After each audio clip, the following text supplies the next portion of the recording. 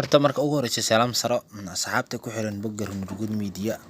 salaan saraan in la yahay salaamaya si sharaf leh waxaan rabaa in degmada Runurgud wax yar aan ka dul istaago in yar oo kooban runtii taariikh oo dheer ko dad aqoonyahan la kaashan doonaan idin soo gudbi doonaa laakiin hadda wax yar aan ka dul usaaneynaa degmada Runurgud gobolka Shabeelle ay ku taalaa degmada Runurgud waxay ku taalaa gobolka Shabeelle dhexe waxayna uga taalaa dhanka waqooyi uu ku dhamaado amba gobolka kale oo galguduud la wadaago ay ku taalaa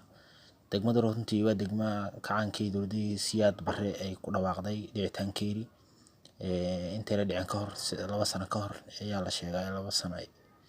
sano waa la sheegaa marka kadib degmada waxa ku dhacday burbur iyo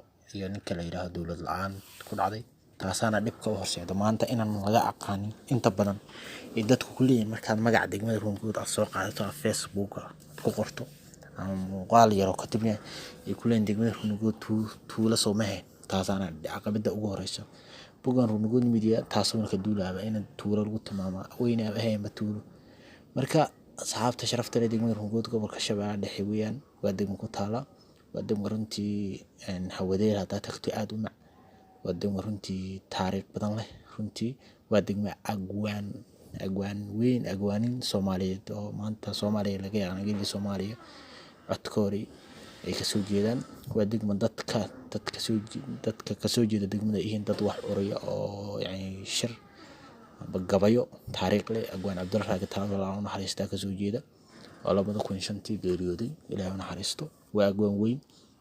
oo Soomaaliyeed wuxuuna gaba ka tiriyay 1972 markii farta Soomaaliga la qoraayay runtii wuxuuna kamid yahay hobalada qaranka hobalada waa beri oo kamid ahay marka intiina iskuul soo dhigatana wuxuu ku baxaaba iskuulada ku baxaaba juqraafiyan loo baxshay gabadhiisi gabaykiisa lagu bixiyaa inta badan oo xiisaha soo gala marka Senator Muuse Suudi wuxuu ka soo jeeday ninka aad maanta wada garanaysiin siyaasi xog cadaay ah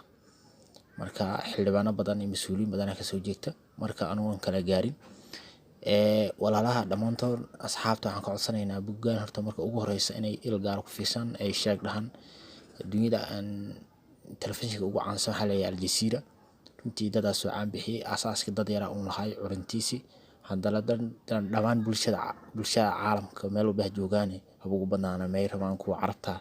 ay shacbixi oo meel walba gaarsiiyay waan hubaa ka sanaha boggan maanta hadaad leegiisa badisiin commentigiisa aad markasta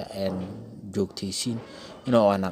naqo doono bog weyn oo caalamka laga yaqaan ee meel walba runtii aniguna waxaan ku dadaali doonaa dhamaanteen inaan wax xaqiiqo ah soo gelino oo wax maaragtay iska boojaan soo gelin mar walba hadaan wax